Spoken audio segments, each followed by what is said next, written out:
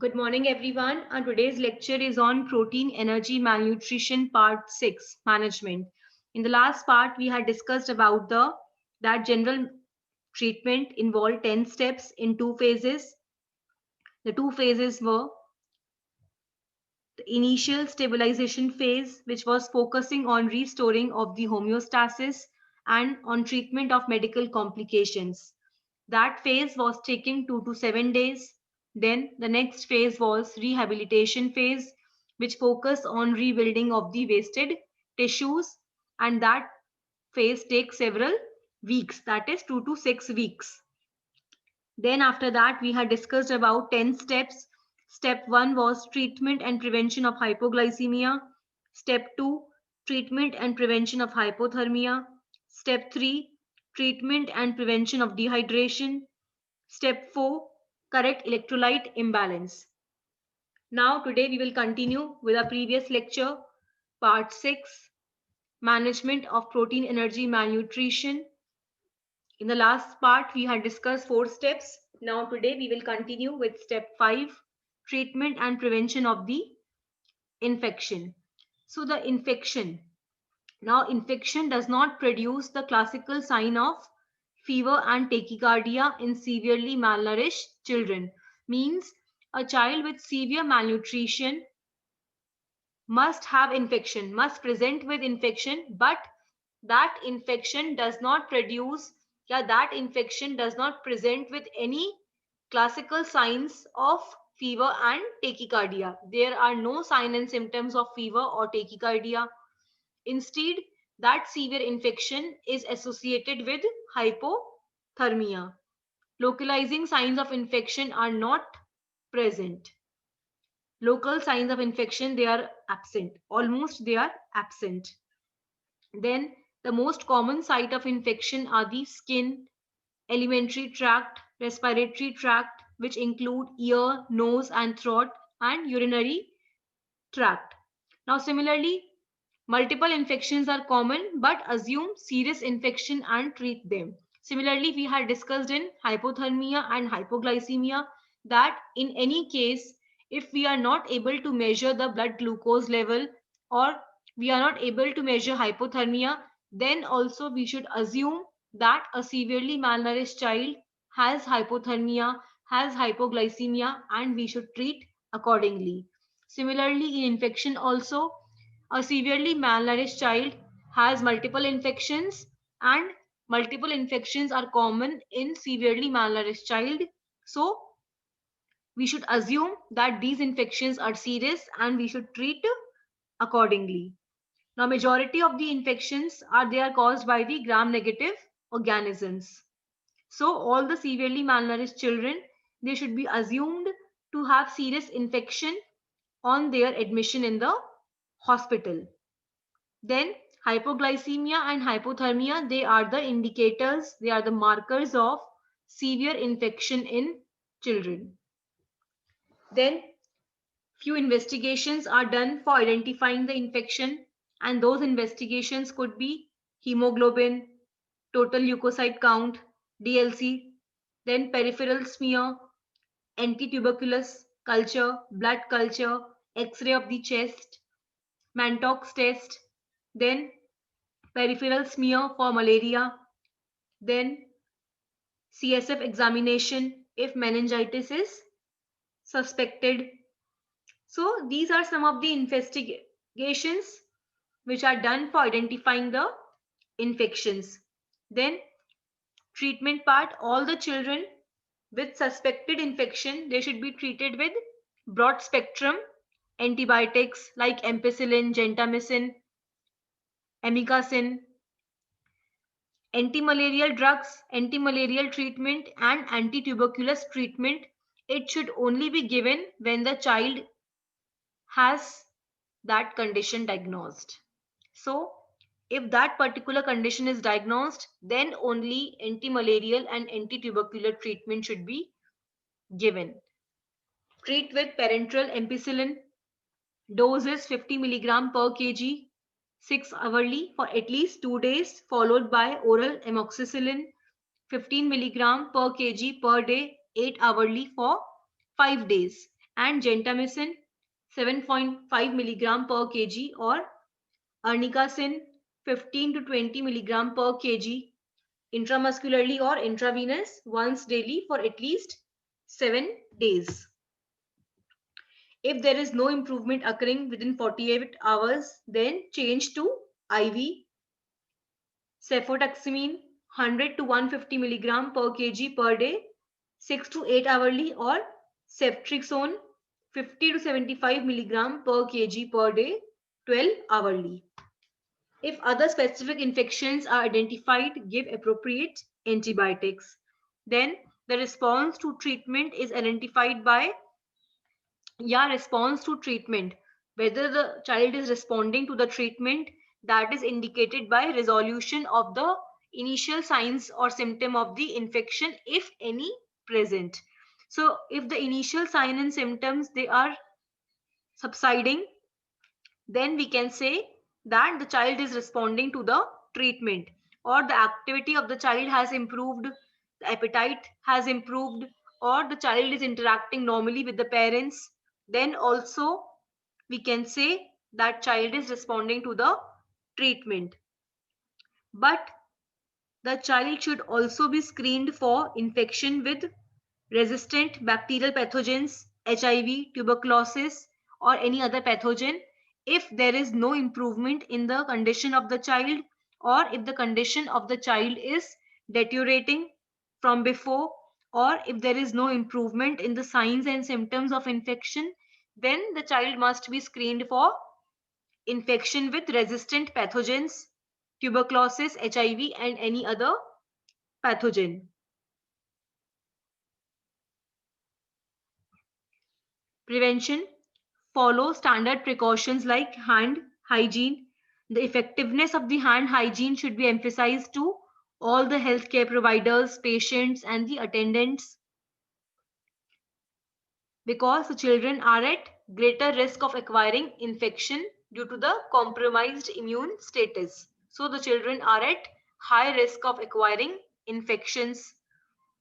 Give measles vaccine if the child is more than 6 months and not immunized, or if the child is more than 9 months and had been vaccinated before the age of 9 months, then measles vaccine should be given. Now step 6, correct micronutrient deficiencies. So all the severely malnourished children, they have vitamin and mineral deficiencies. Then micronutrients should be used as a safer treatment. In a safer side, micronutrients should be used up to twice the recommended daily allowance of vitamins and minerals should be given. Now, in malnourished children, anemia is very common, but iron should not be given initially due to danger of the bacterial proliferation. Iron should be given, it should be added in the diet after a week.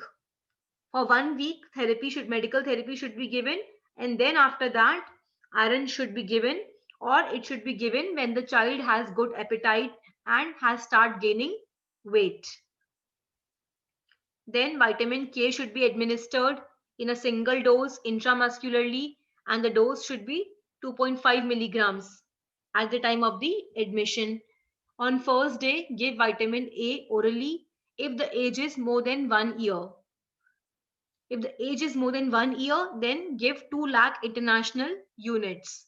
If the age is between 6 to 12 months, give 1 lakh international units. If the age is between 0 to 5 months, give 50,000 international units. Then folic acid should be given 1 milligram per day, and on first day, give 5 milligrams. Then after that, 1 milligram per day. Zinc should be given 2 milligram per kg per day. Vitamin K 2.5 milligrams should be given in a single dose on the day of the admission. It should be given intramuscularly. Then multivitamins should be given daily, and these multivitamins should contain thiamine, riboflavin, and nicotinic acid. They should be also given. Copper should be given 0.2 to 0.3 milligram per kg per day. Iron 3 milligram per kg per day once the child starts gaining weight after the stabilization phase. Means iron supplements should not be given initially. They should be given once the child starts gaining weight after the stabilization phase. Then step 7, initiate refeeding. Now feeding should be started as soon as possible, and the diet should be given which has osmolarity less than 350 milliosmo per liter. Then the lactose in the diet, it should not be more than 3 grams per kg per day. And the initial percentage of the calories from the protein should be 5%. And the preparation of the food, it should be like such that it is easy to prepare and it is socially acceptable, and there are also facilities for proper storage, proper cooking and refrigeration. So the feeding should be started as quickly as possible as frequent small feeds. If the child is unable to take orally, then nasogastric feeding should be initiated. Total fluid recommended is 130 milliliter per kg per day, then reduced to 100 ml per kg per day if there is severe edema. Means the, the dose of the fluid recommended is 130 milliliter. But if there is severe edema, then it should be reduced to 100 ml per kg per day. Then breastfeeding should be continued. The feeding should be started with formula 75 starter feed given every 2 hourly. Then if persistent diarrhea, give a cereal based low lactose formula 75 diet as a starter diet. If diarrhea is persistent, then cereal based low lactose formula 75 diet should be given as a starter. But if the diarrhea continues on even low lactose diet, then give formula 75 lactose free diet, which is very, very rarely needed. Means in spite of giving low lactose diet, if diarrhea continues, then F75 lactose free diet should be given. Older children, they could be started on cereal based diet. Now step 8, achieve catch up growth. Once the appetite returns in 2 to 3 days, encourage higher intakes. Means once the appetite improves or it returns in 2 to 3 days, then higher intakes should be encouraged. Starter formula 75 should be gradually replaced with the feed which has a high calorie density and has at least 2.5 to 3 grams of protein per 100 ml. What we are trying to say in this point is once the appetite of the child improves, we should encourage higher intake of the food. Then as in the 7 steps we had discussed that start the feeding with formula 75 as a starter feed. So in this step, if the diet has improved, if the appetite has improved, then the starter formula 75 feed, it should be gradually replaced with the feed which has high calorie density and the protein content is at least 2.5 to 3 grams per 100 ml. And the feed which is replaced, that feed is called formula 100 diet. Increase volume offered at each feed and decrease the frequency of the feed to 6 feed per day. Means the volume of the feed should be increased at each feed, but the frequency of the feed, it should be reduced, it should be decreased to 6 feeds per day or 6 meals per day, but the breastfeeding should be continued. Then it is also recommended that the each successive feed is increased by 10 ml until some is left uneaten. Then the frequency of the feeding should be 6 feeds per day. Then the frequency of the feed is gradually decreased to 6 feeds per day and the volume is increased. Breastfeeding should be continued. Make a gradual transition from formula 75 to formula 100. This we had discussed that the starter diet F75 should be gradually replaced by feed which has high calorie density and protein content is 2.5 to 3 grams per milliliter. This is called formula 100 diet. Add complementary food as soon as possible to prepare the child for home food at discharge. So complementary food should be started as soon as possible so that the child gets prepared for the home cooked food at the time of the discharge. Step 9. Provide sensory stimulation and emotional support. Now, a severely malnourished child is at risk of developing delayed mental and behavioral development, or we can say delayed mental development and delayed behavioral development is common in severely malnourished child. Delayed mental and behavioral development often occurs in severe malnutrition. So in addition to all the above management strategies, management steps we had discussed, we should also encourage, or the parents or the family members, they must encourage a cheerful environment. Stimulating cheerful environment should be encouraged.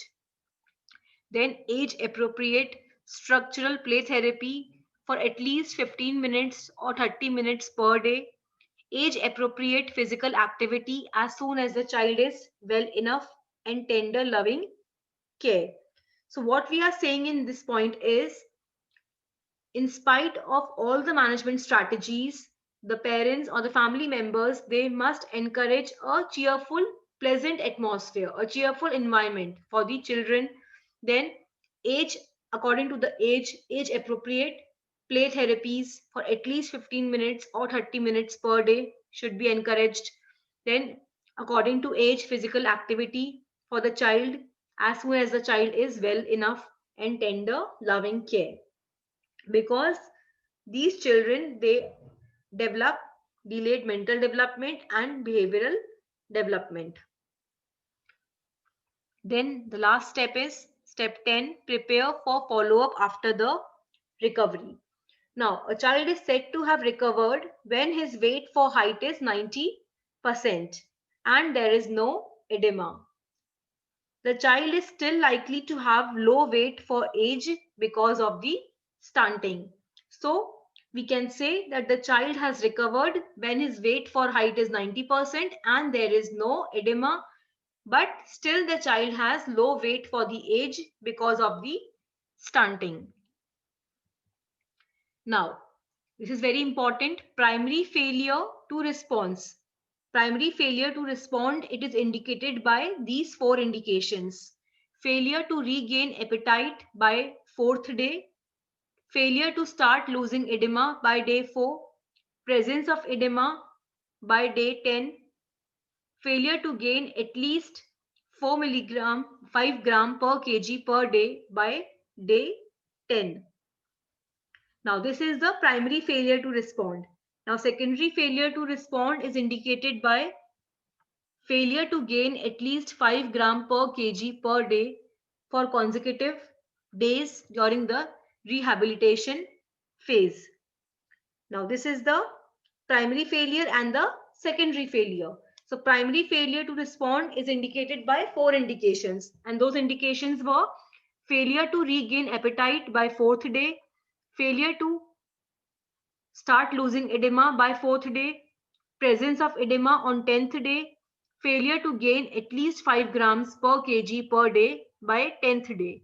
And secondary failure to response is indicated by failure to gain at least 5 gram per kg per day for consecutive days during the rehabilitation phase. So this was the primary and secondary failure to response, which is indicated by these indications. Now, criteria for discharge and failure of the response. So, the child can be discharged earlier if it is certain that the final stages of the recovery will not be a danger by early discharge. Means we can discharge the child earlier also if we can make sure that the final stage of the recovery will not put any danger on early discharge. So criteria for discharge is a severely malnourished children, they are ready for discharge when the child is alert and active. Ideally, 6 to 8 weeks of hospitalization is required for the complete recovery. Ideally, we have to say that at least ideally 8 weeks of hospital admission is required for the complete recovery, and the child is said to have recovered when his weight for height is 90% or has 15% weight gain and there is no edema. Then we can say that the child has recovered. And for complete recovery, at least 8 weeks of hospital admission is required. Now, severely malnourished children are ready for discharge when the child is alert, when he is active, and when the child is eating at least 120 to 130 kilocalories per kg per day with a consistent weight gain of at least 5 gram per kg per day for 3 consecutive days on exclusive breast feeding or oral feeding. So, we can say that the child is ready for discharge when he is alert and he is active and he is eating at least 120 to 130 kilocalories per kg per day. There is weight gain of at least 5 gram per kg per day for 3 consecutive days on exclusive oral feeding.